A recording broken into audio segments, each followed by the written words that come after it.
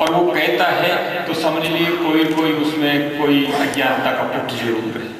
ये नादानियां हैं, इस तरह की बातें करना बेईमानी है। किसी को क्या करना है, भाई है जैसा है। अरे जो गंदाएगी उसकी खुशबू तो बहुत दूर तक चली जाएगी, उसके लिए क्या कहना है कि क्या है उसमें। गंदाएगी उसकी खुशबू रोक कौन सकता है। किसी किसान के खेत में फूट पकती है तो वो 4 खेत दूर भी जो है ना उसकी खुशबू चले जाती है। क्या कहना है कि हम क्या है, हमें क्या है। ये तो इसके बिल्कुल विरोध, मेरा एकदम पूर्णतः विरोध है कि किसी मान बढ़ाई कुबुद्धि ईर्षा ये सब मन की फूलना बिल्कुल गंदी बात है। मान बढ़ाई करना है सो है। ये देखना है कि गुण मनुष्य में है, कुछ यहाँ से प्राप्त करता है, वो संगत से प्राप्त करता है, कुछ जन्मजात गुण अवगुण होते हैं उसमें, तो वो है उसकी। और संगत करने का मतलब यही है कि भाई गुणों में वृद्धि करो और गुणों का नाश करो, ये संगत करने का पहला फल।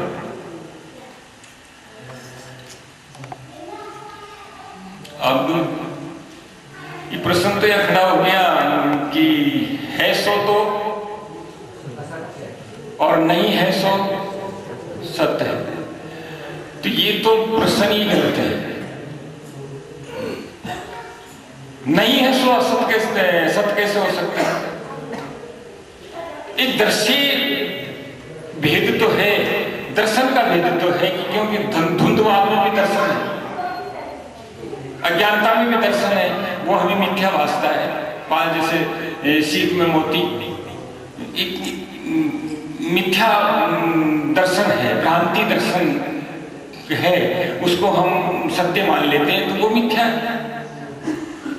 इसलिए संत का प्रमाण तो है कि भी है मेरो हाथ नहीं आवे, नहीं सुन है निर्दारे, और है नहीं के मद अनुभवी निर्मल चेतन दृष्टा सोई। ना वो है में है और ना वो न में है।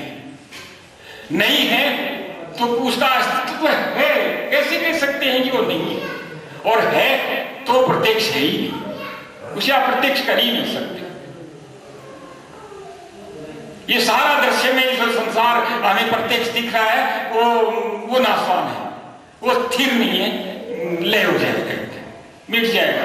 इसलिए जो दिख रहा है, प्रत्यक्ष दिख रहा है, वो उसका कोई वजूद है ही नहीं, और जिसका वजूद है वो दिखता ही नहीं। इसलिए ये तत्दर्शी में संसार है, ये हमें दिखता तो है लेकिन ये मिटने वाला है। और देखिए प्यारी संगत, इतना गहरा प्रश्न ना करके हमारी पात्रता नहीं है उसको इतना गहरा समझने की और ना ही समझाने की भी, क्यों इतना गहरा हम कहाँ समझेंगे। जब हम दृश्य को नहीं समझ पा रहे हैं तो अदृश्य को कैसे समझ पाएंगे। अभी लक्ष्मण जी ने एक भजन गाया कि मधुसूदन सतगुरु के शरणे सर्वनामृत भूले रे, सर्वनामृत भूले रे, और श्वास श्वास गोपाल नाम का मणिया फूले। श्वास श्वास गोपाल नाम का, यानी श्वास श्वास में उस परमात्मा के नाम का मणिया फोले, हर सांस में उस परमात्मा के नाम का मणिया फोले। लेकिन ये श्वास तो है, और देखिएगा हर श्वास में, हर श्वास का जाया कभी पति नहीं होता, हर श्वास का जाया सारे पति नहीं होती है क्या। सास के जाए तो कोई देवर भी होता है, कोई जेठ भी होता है, सास के जाए सारे तो पति नहीं होते, अगर होते हैं तो बता दीजिए।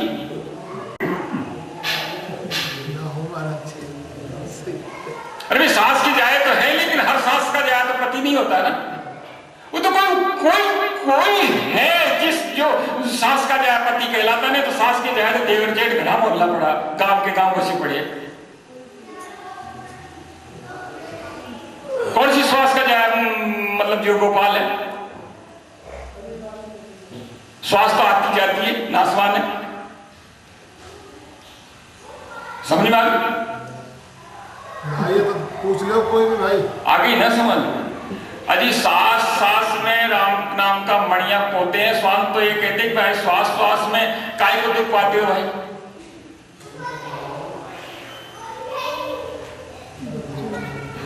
श्वास उश्वास में कौन दुख पावे, ये सक मातो भारी। तो ऐसी बात है प्यारी संगत, इतनी गहराई से नहीं जाना है और ना इतनी गहराई से संगत करनी है।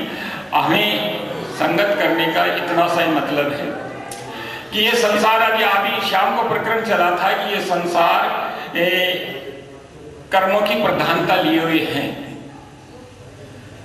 कर्मों की प्रधानता लिए हुए हैं। शुभ अशुभ कर्मों का इसमें दायित्व भरा पड़ा है, शुभ अशुभ कर्मों का इसको लेखा जोखा देना है, और जितने भी हमारे कर्म संस्कार है उसे भोगने के लिए ये शरीर मिला है। जिस दिन इस शरीर में कोई भी संस्कार शेष नहीं रहेगा तो ये शरीर ठहरेगा नहीं, उसी दिन गिर जाएगा। कर्म संस्कारों से ये शरीर ठहरा हुआ है। ये शरीर हमारा जो है एक भोग योनि है, ये शुभ और अशुभ दोनों भोग रहा है, और ये भोग योनि है, इसलिए इसको भोगना ही है। सुख भी भोगना है, दुख भी भोगना है, और जिस दिन इसका ये संस्कार क्षय हो जाएगा उस दिन ये शरीर गिर जाएगा, एक क्षण के लिए ठहरेगा नहीं। फिर क्या भोगेगा? जब संस्कार खत्म हो जाएंगे, कर्म संस्कार क्षय हो जाएंगे, तो फिर भोगने के लिए शेष कुछ रहेगा नहीं। ये एक बात है। तो हमें कर्म संस्कार ही भोगना है, और यही अगर आधार है तो फिर संगत करने का हमें लाभ क्या है? क्यों हम गुरु बनाते हैं, क्यों हम संगत करते हैं, इसका हमें फल क्या है? अगर कर्मों को ही भोगना है तो हम बिना संगत के भी भोग सकते हैं, तो कर्म ही तो भोगना। तो ये एक भजन अभी जो यहाँ गाया गया है कि कर्म कटन की जो दवा है वो गुरु की गम है। जिसने गुरु गम समझी है वो कर्मों को क्षय करता है, जीते जी कर्मों को क्षय करता है। किस तरह से करता है? यथेधान समिद्धाग्निर्भस्मसात् कुरुते अर्जुन ज्ञानाग्नि सर्व कर्माणि भस्मसात् कुरुते तथा। क्योंकि कर्मों का नाश होता है। अगर कर्मों का नाश नहीं होता तो हमारे शास्त्र नहीं कहते ऐसा कि भाई तेरे कर्मों का नाश हो जाएगा, यदि तू पापी है, सब पापियों का सिर मोर है, तब भी तू इस ज्ञान रूप नौका में सवार हो जा, तेरे सारे पाप क्षीण हो जाएंगे। जैसे प्रज्वलित अग्नि ईंधनों को भस्म कर देती, वैसे ही तेरे अज्ञान में सारे पाप जो है भस्म हो जाएंगे, तू इस नौका में सवार हो जाए। और वो नौका कौन देते हैं? वो गुरु महाराज उसका एक युक्ति के माध्यम से उसको बता देते हैं कि इस तरह से तू चलेगा तो तेरे सारे कर्म क्षीण हो जाएंगे। कर्म बंद हो जाएंगे, वो शरीर गिर जाएगा, शरीर गिर जाएगा, खत्म हो जाएगा। अब है जितना संस्कार भोग रहा है, और जिस दिन उसका संस्कार पूर्ण हो जाएगा वो किस लिए ठहरेगा? पूर्ण हो जाएगा, गिर जाएगा शरीर। ये तो सत्य है भाई हजार, इसमें कोई दो राय नहीं। पहले तो देखिएगा, हम उस गंभीरता से समझे कि हम प्रश्न में वो गंभीरता से समझे। अगर प्रश्न को हम बाहर से लाएंगे तो वो प्रश्न आधा अधूरा होगा, उत्तर को बाहर से लाएंगे तो वो उत्तर आधा अधूरा होगा। प्रश्न के गर्भ में से उत्तर निकलेगा, वो पूर्णता लिए हुए होता है। प्रश्न में ही अगर उत्तर छिपा हुआ होता है, अगर बाहर से अगर उत्तर देंगे तो वो उत्तर लगेगा।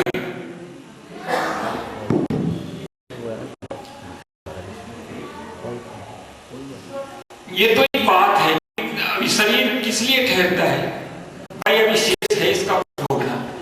कई आदमी बीमार हो जाता है, लाइलाज हो जाता है, और घर वाले उसकी प्रार्थना ये करते कि मर जाए तो अच्छा है। पड़ोस भी कहता है बेमतलबी कि अब ये तो मर जाए तो अच्छा है यार, इसकी कहाँ ठहरा हुआ है इसका मन।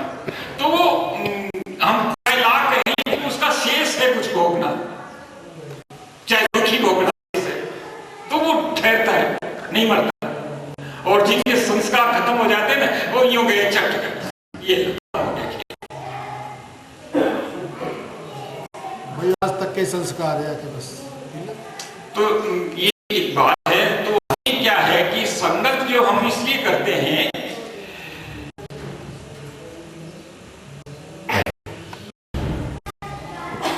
कि ये जो अज्ञानता का धुंध जो मिटे, एक रामचरित की दो चौपायों को देखिएगा, जो दो नदी के दो किनारे हैं, नदी के दो किनारे हैं जो कभी एक संग रहते हुए भी कभी आपस में नहीं मिलते, कभी मिले नदी के दोनों किनारे, और हमेशा साथ रहते, एक दूसरे के एक दूसरे के साथ रहते हैं, बिल्कुल आमने सामने रहते हैं। लेकिन सामने रहते हुए वो आपस में मिलते हैं, और मिलते हैं तो कब मिलते हैं, जब बाढ़ आ जाती है। मिलती है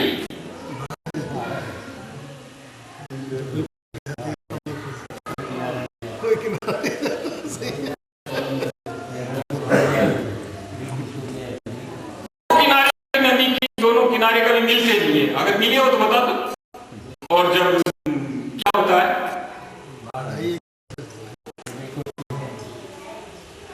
तो विपरीत लिए हुए कर्म प्रधान ईश्वर चिरागा और जो जस है ना, ये वाक्य है ना, शास्त्र युक्त संत का वाक्य है ये, कि कर्म प्रधान ईश्वर चिरागा जो जस कर। और उसी संत का वाक्य देखिएगा,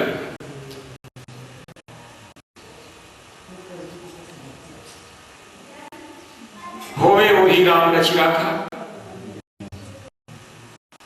और को कर तर्क बढ़ावी साखा। क्या ये मेल खाती बात?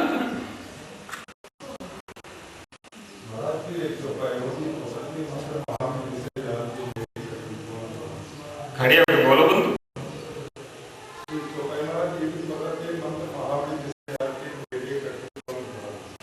अच्छा, ये मंत्र है, मंत्र है ये मंत्र है। अब मेरे के मंत्र के बारे में मेरे ज्ञान कम है, और ना मैं मंत्र को समझता हूँ। मंत्र के बारे में मैं समझता भी नहीं हूँ, लेकिन इतना जरूर मेरे को विश्वास है और ये मानने की बात है कि मंत्र में शक्ति होती है। और उसको प्रत्यक्ष देख लीजिएगा, कोई कीड़ा आ जाए तो मंत्र के माध्यम से दूर हो जाता होता है मंत्र के माध्यम से दूर। तो मंत्र में शक्ति है, लेकिन उसको समझने की जरूरत है कि मंत्र क्या है। मंत्र जो है त्रिविध है, जंतर मंत्र और तंत्र। तो मंत्र जो है वो बीज है, मंत्र जो है बीज है। और बीज क्या नहीं हो सकता, बीज से क्या नहीं होता भाई, बीज तो बीज है। मंत्र के बारे में मैं ज्यादा नहीं बोलूंगा, अगर कोई और बात बोलो तो बताऊं। मंत्र के माध्यम से आदमी क्या नहीं हो सकता है, हो सकता है। मैं नहीं कहता कि मंत्र एक उपलब्धि है, मंत्र एक उपलब्धि है, मंत्र एक बीज है। और जिनको उपलब्धि हो जाती है ना, ये जो लिखे भाल के अंग मिटते हैं।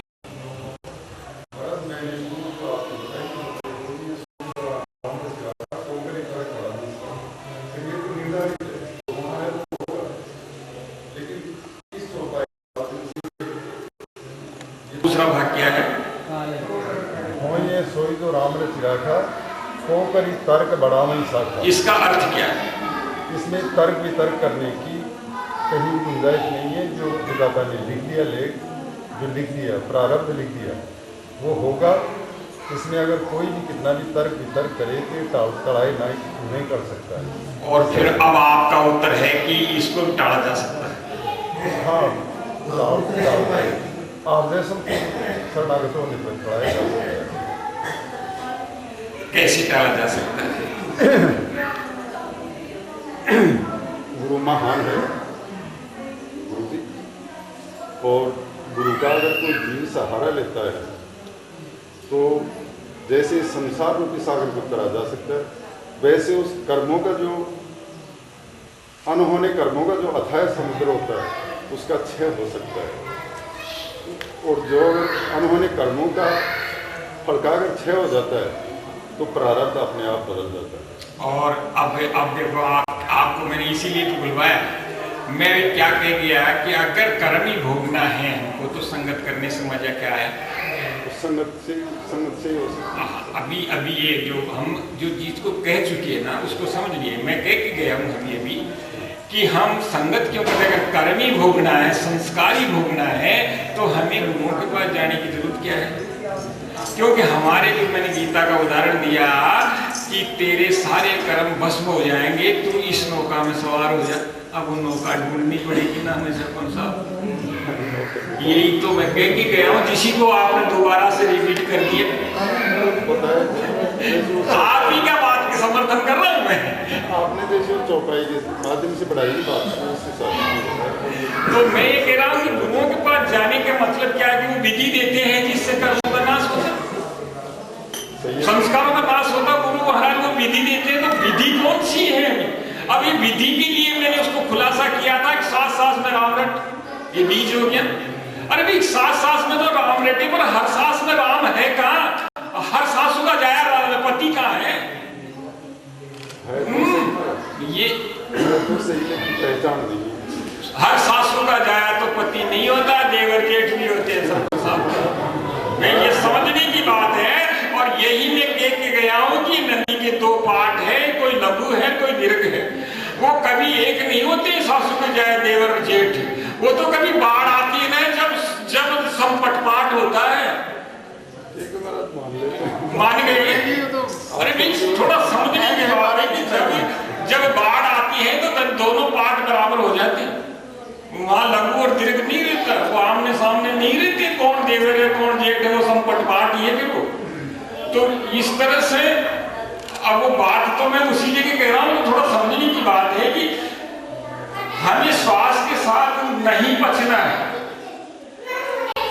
श्वास को तो बहुत भाई जो है ना, कभी रोक के बैठ जाते हैं, कभी बहुत तेज दौड़ाते हैं, तो प्राणायाम के माध्यम से बहुत पछ रहे हैं। और आज तो बाढ़ आई हुई है प्राणायाम की, समझ रहे हो?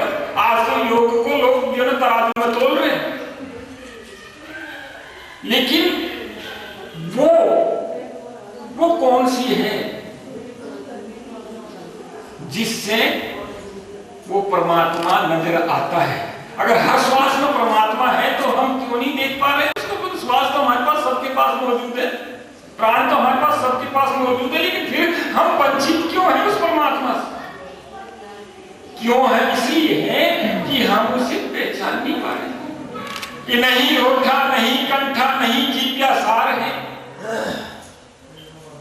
नहीं होठा नहीं कंठा नहीं जिह्वा सार है, और नैना आगे एक विश्वा मुक्ति का आधार है।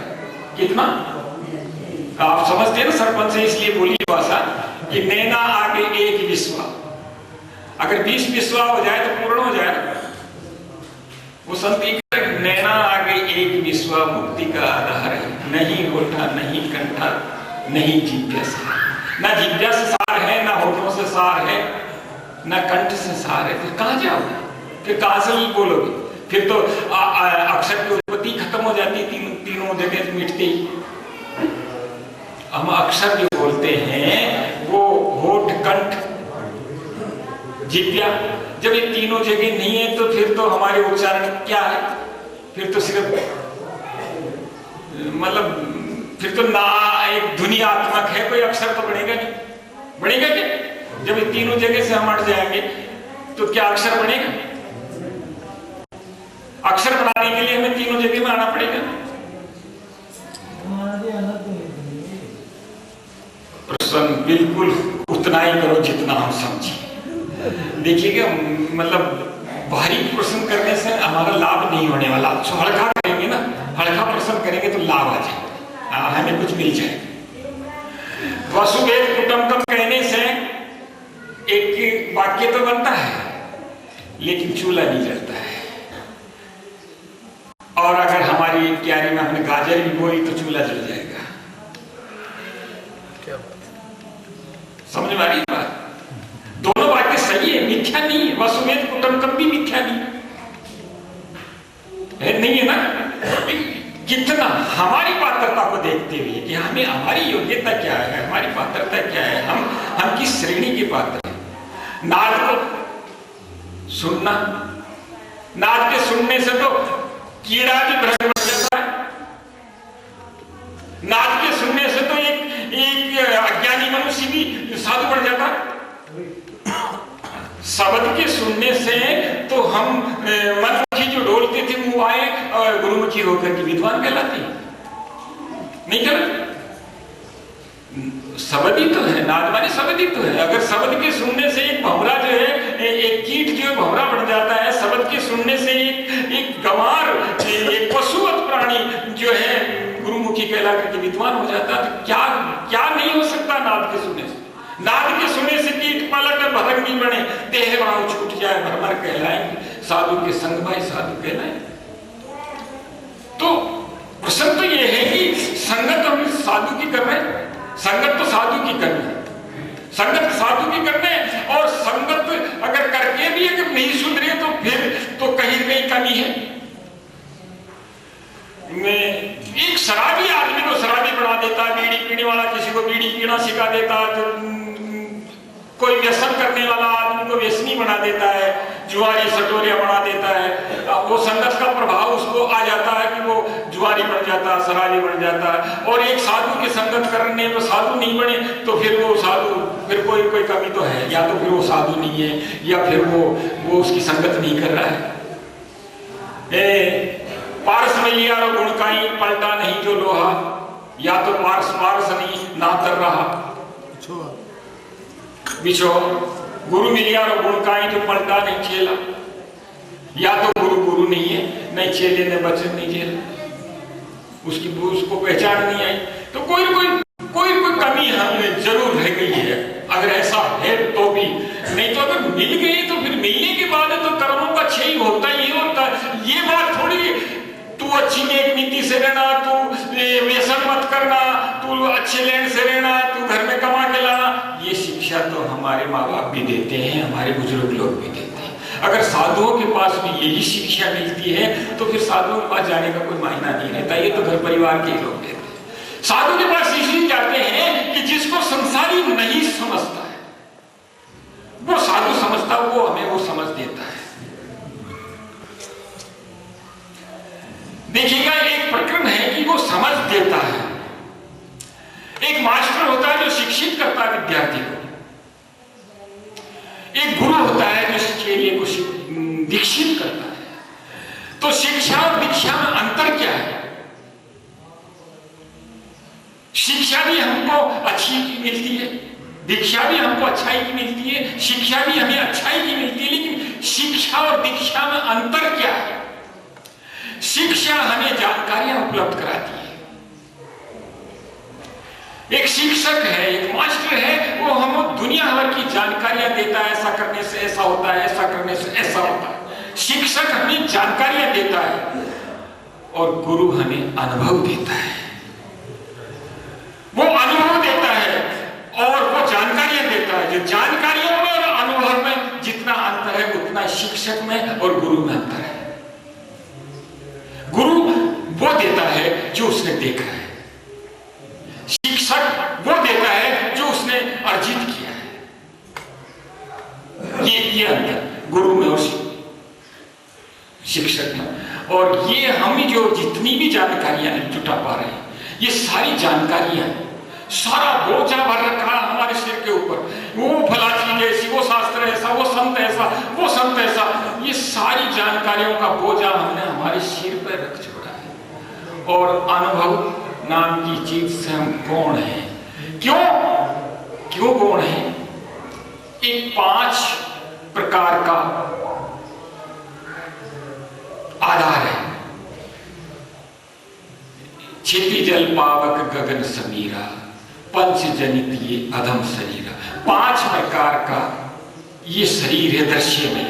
इस 5 प्रकार के दृश्य में शरीर को हम छेक नहीं पाते, इसलिए हम द्वंद्वात्म रहते हैं। और अगर 5 प्रकार के दृश्य को अगर हम छेक जाए तो अंतस में पहुंच जाए, और अंतस में पहुंच जाए तो सत्य और असत्य को जानने की क्षमता आ जाए। ये 5 प्रकार का जो दृश्य में ये आवरण है, 5 प्रकार का जो दृश्य में आवरण है, क्षिति, गगन, पावक, ये 5 प्रकार का जो हमारा ये आवरण है, अगर हम इसको छेक जाएं तो 5 प्रकार के इस आवरण को छेकते ही, इस दृश्य को छेकते ही हमारा अंतस खड़ा हो जाए सामने। पहुंचते ही तो सत्य को जानेंगे, असत्य को भी जानेंगे। इतना सा अंतर है। और इसको छेकने के लिए, इस द्वंद्ववाद को छेकने के लिए संघर्ष करनी पड़ती है। ये अनुभव है। अगर हमने इसको छेका, काय को, काम, क्रोध, मद, लोभ, मोह, अगर हमने इनको छेक दिया तो कहां जाएंगे? अंतस में चले जाएंगे।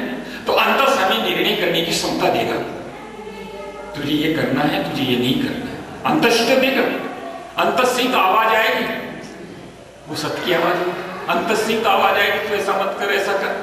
और अंतस में पहुंचेंगे कैसे? ये जो पहले विकार तो ये है ना हमारे पास, लेकिन ये विकार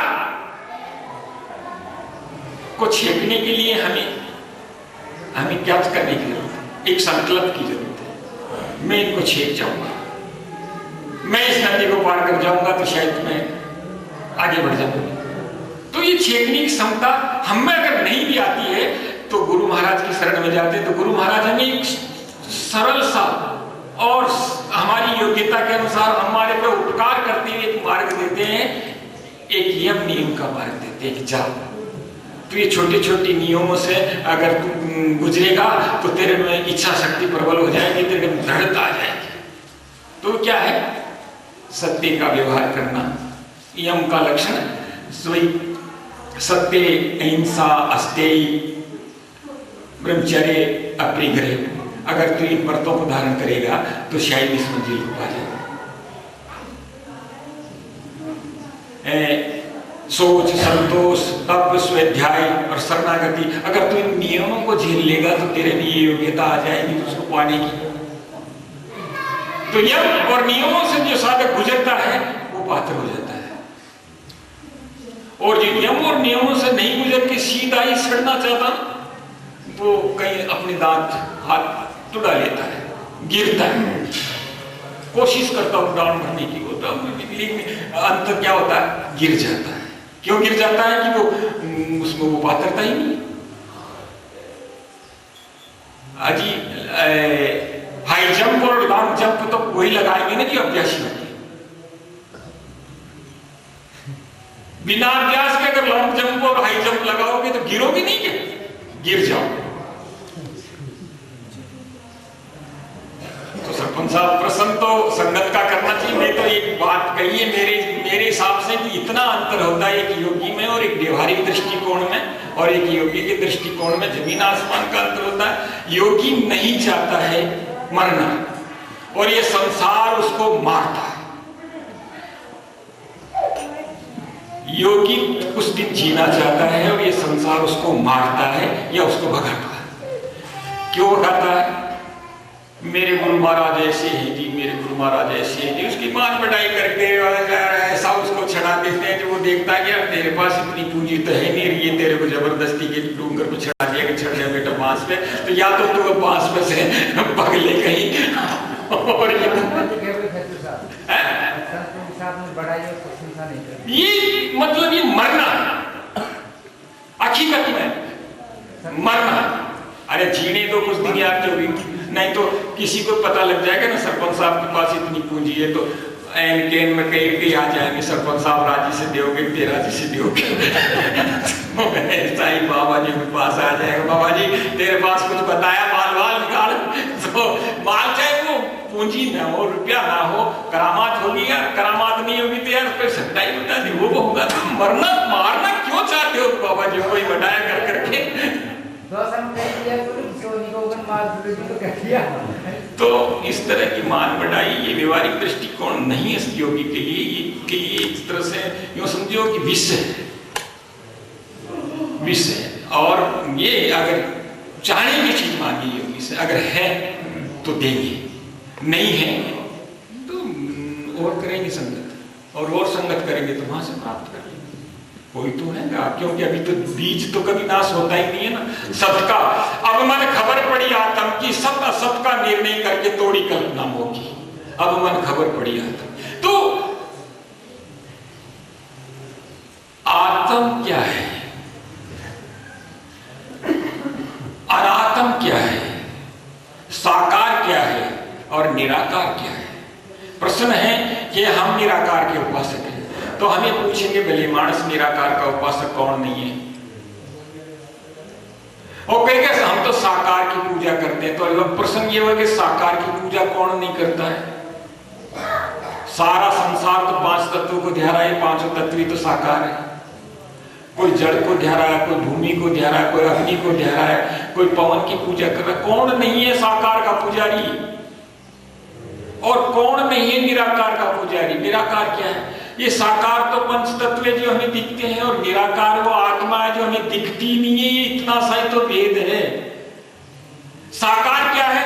ये पंच भौतिक संसार साकार है जो दिखता है, निराकार है वो इसके बीच में ये आत्मा रमण कर रही है, वो निराकार है जो दिखती नहीं है। ये इतना सा भेद एक चुटकी भर का, ये राई के ओले का जो भेद है ना कि राई के ओले पर्वत किस तरह से है, ये सारा ये राई के ओले पर्वत, ये पंचभूत जो है उसके सामने राई बराबर है। ये क्या है उसके सामने, आत्मा के सामने ये शरीर है क्या? इसलिए ये साकार के ओले है वो निराकार। और पाओगे कैसे? इस साकार को छेदोगे तब।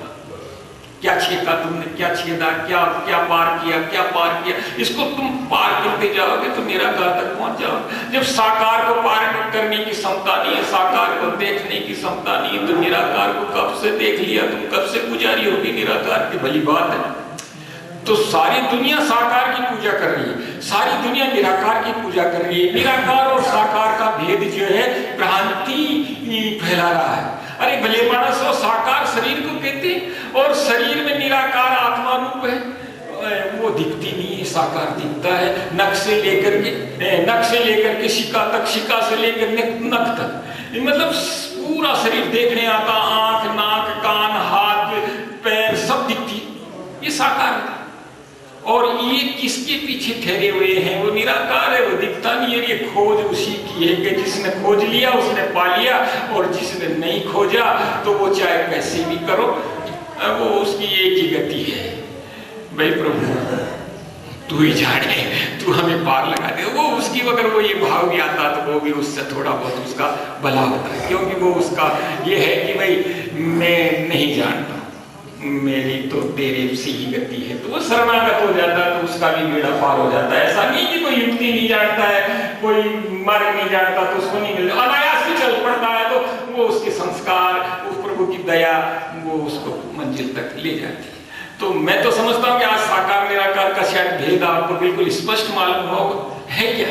बहुत ज्यादा दूर की बात नहीं है। ये पंच भौतिक संसार साकार है और इस पंच भौतिक संसार में जो आत्मा रमण कर रही है वो निराकार है, क्योंकि वो दिखती नहीं है। और अब इसको छेड़ने की क्षमता हो, वो तुम्हारे पास वो कुल्हाड़ी हो, ज्ञान कुल्हाड़ी ली हाथ में काट किया मैदा, अगर वो कुल्हाड़ी तुम्हारे हाथ में हो तो तुम इसको काट के निराकार को पा जाओ।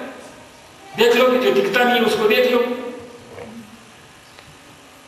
ये प्रश्न थोड़ा सा आया था, गली तो चारों बंद पड़ी। ये क्या है गली? चारों गली क्या है? अगर इसको हम बिल्कुल व्यवहारिक तरीके से लेंगे तो ना तो विवेक जगा, ना वैराग जगा, ना योग सदा, ना भक्ति बनी, ना भक्ति का मार्ग मिला, ना योग का मार्ग मिला, ना वैराग आया और ना ही हमको ज्ञान आया कि हम भला बुरा समझ सके। ये चारों गली बंद पड़ी। अगर एक भी खुल जाती तो शायद है कि हमें मंजिल मिल जाती। चारों गलियों में से एक भी मिल जाती तो शायद मंजिल मिल जाती, लेकिन चारों तो बंद पड़ी।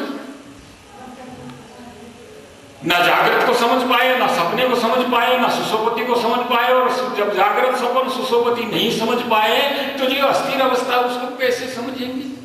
अरे जो चलायमान है वो नहीं समझ पाए तो जो अस्थिर अवस्था उसे कैसे समझ पाएंगे? भली मानस बार बार जो आंखों के सामने आती है उसे नहीं समझ पाया, और जो आंखों के सामने आती ही नहीं है उसको समझ करके बैठे हैं कि हम तो वही हैं। तो ये तो सिर्फ अज्ञानता है, नादानी है, ना समझी की बात है। ठीक है, तो ये बात है मेरे संगत, ठीक है। और मैं इतना कहूंगा कि भजन के माध्यम से आप उस मंजिल को पालेंगे, नाम के माध्यम से उस नामी को पालेंगे। अगर आपने ना भजन किया और ना ही आपने कुछ सुकृत किया तो फिर शेष क्या रहेगा आपके पास? राम भजो न कियो यो कछु सुकृत है। दो काम जिंदगी में, या तो तुम सुकृत कर लोगे तो अच्छा मिलेगा, अधोगति में नहीं जाओगे। अच्छा कर्म करोगे तो अच्छे कर्म का फल कभी बुरा नहीं होता। या तो तुम सुकृत करो जीवन में, और सुकृत करने की क्षमता नहीं है तो उस राम करो, प्रभु से निष्कपट होकर के, छल छितर से रहित होकर के राम करो, तो आपकी अधोगति बच जाएगी। और अगर छल छितर रहित राम नहीं किया, या अगर आपने जीवन में सुकृत नहीं किया, तो फिर क्या किया है ये तो आपका वो लेखा जोखा करता है ना, कौन करता है, धर्मराज करता है, पता नहीं कौन करता, वो जाने और आपकी अदालत जाने। बोली गुरु महाराज की। देखो मेरी बात सुनो, मैं दुर्बलनाथ जी का बोल मैंने पढ़ा है कि थारी मारी कर तो डोले ली निंद्रा की गेल रे, जैसे धोबी कपड़ा धोए तो धो तो डोले मैल रे। तो मतलब बड़ाई मत करिए, यानी संत की खुशबू कब, फना के बाद। जब संत मर जाएगा, जब दुनिया के जरे हम तो समझी कौन से के मार बगल में ही तो रह जाए, मैं तो जान ही कौन से के, अरे जान का तू तुमको काई ले बुझाओ तो जान बात वो संस्कार कौन दे ना साधु को, क्या करना चाहते हो जान के। साधु की खुशबू तो फना के बाद ही फूल है तो ज्यादा बढ़िया, अगर चीते की भूल गई तो सारी बच्चे ना वो उसका छोड़ के भाग जाएगा। महाराज जी कहीं और वो बुल्ले सा का एक प्रकरण आता है कि वो क्या करूं, पकड़ो तो सही, थोड़ी तसली तो पकड़ो। हमारा बोले गुरु महाराज बुल्ले खा के बोला तो क्या करते छोड़ जा मास्टर जी से मेरा पर्सन मेरा करे तो वो फूलते नहीं है, और अगर कोई उनकी बुराई करे तो पिचकते नहीं। ये उन गुरुओं में विशेषता होती है। अगर ये नहीं होती हो तो बताओ। फिर कोई भी बोल उठा के देख लो, गुरु ब्रह्मा रूप जानो, शिव का स्वरूप जानो, साक्षात विष्णु मानो, क्या ये बढ़ाई है? शिष्य कर रहा है अपने गुरु की उपमा कर रहा है, क्या कहोगे इसको? आपसे मेरा प्रश्न है, महाराज जी से नहीं है। महाराज की तो 4 उम्र गैल है, 4 मोकड़ियाँ कहीं के भी निकल जाते हैं, हम उनकी थोड़े करेंगे। लेकिन आपसे नहीं, हमारे तो छोड़ो तुम, ये मैंने तो उनकी बताई, पूर्ण जो गुरु है वो किसी के उससे नहीं तो पिछड़ते नहीं। मेरा लेकिन मैंने आज 2 बातों का बिल्कुल खुलासा किया है। एक तो शिक्षक का, गुरु का, एक साकार निराकार का, ये दोनों बातों को आपको आज ध्यान रखनी चाहिए। वो दूर का सौदा नहीं है, एक दूसरे गदगद कर दी सत्संग को महाराज ने, तो हम धनधान नहीं हो रहे। इसको क्या कहोगे आप? बताओ, आपके सबके भीतर प्रफुल्लित हुआ कि नहीं? रोमावली खुल उठी। अच्छा सत्संग दिया है महाराज ने, अब क्या कहोगे इसको आप? बुल्ले खा के बता दे, रास्ता मिल रहा है। ये गुरु की तो वो है, और क्या है? महाराज की चारों कोई बात हो तो कहो। हाँ, ये है ना। एक बात बताइए, जैसे मैं एक भजन के माध्यम से कोई व्याख्या करना चाहूंगा।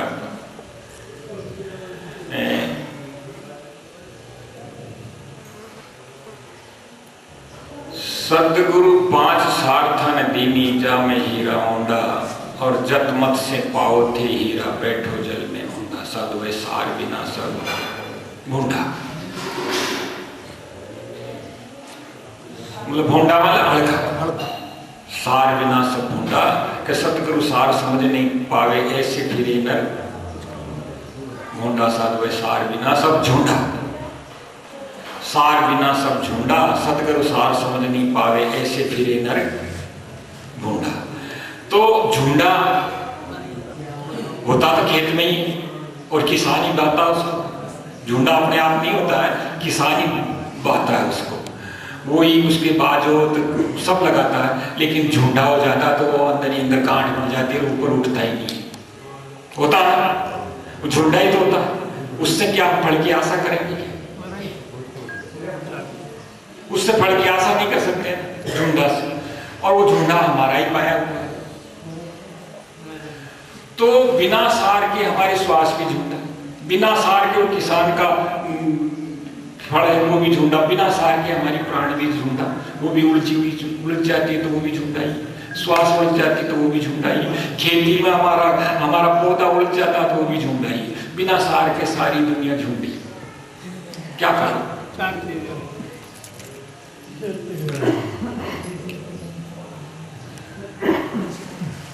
संगत में दो बातें मैंने बताई कि संगत से अगर पात्रता पैदा करनी है तो नाम के माध्यम से नामी को पालोगे, और जिस दिन नामी मिल जाएगा नाम की कोई जरूरत नहीं रहेगी, मुँह को जाओगे। यानी अब जिसको पाना था पा लिया, अब किसको पुकारोगे? पुकारना तो तब तक है ना जब तक वो मिलता नहीं है, और जिस दिन मिल गया तो पुकारना बंद हो जाएगा। रोम रोम में राम है, पुनि चार अस्तान सरस, हरि राम हरि भजन कर धरसे अरस परस। यानी अगर उसको रूबरू जानना चाहते हो तो भजन करो, हरि राम हरि भजन कर धरसे अरस परस। तो चार स्थान जो सरस बताए हैं, तो ये ज्ञान योग वैराग और भक्ति, ये चारों स्थान सरस हैं। मुख से बोलो, कंठ से बोलो, हृदय से बोलो, और सबसे उतर करके फिर आप जो है ना अपने उदर में चले जाओ, जहां से पूर्णा उठती वहीं बंद हो जाएगा, तो उठने ही बंद हो जाएगा। वहीं मिल जाओगे तो आपको मतलब राम राम करने की जरूरत नहीं पड़ेगी, क्यों? वहां जहां से पूर्णा उठी वहीं मिल गए उसमें।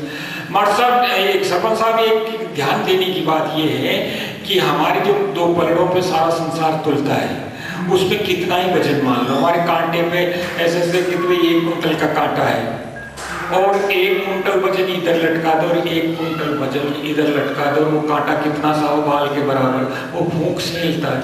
2 कुंटल वजन को लटका करके भी वो भूख से हिलता है, उसको जरा सा इधर उधर कर दो तो हिलता है। उस कांटे पे जो लोग चले जाते हैं ना, वो वजन नहीं लटकाते हैं, वजन तो इस संसार के पलड़ों में लटका पड़ा है। कांटे पे जो चले जाते हैं ना, सत्य अमोलक वस्तु है वे धर कांटे पे तोल, जो कांटे पे चले जाते हैं ना वो ये वजन नहीं लटकाते हैं। लेकिन कांटे पे पहुंचने के लिए आप किसी तरह के पलड़े पे बैठना तो पड़ेगा। बोले गुरु महाराज की जय।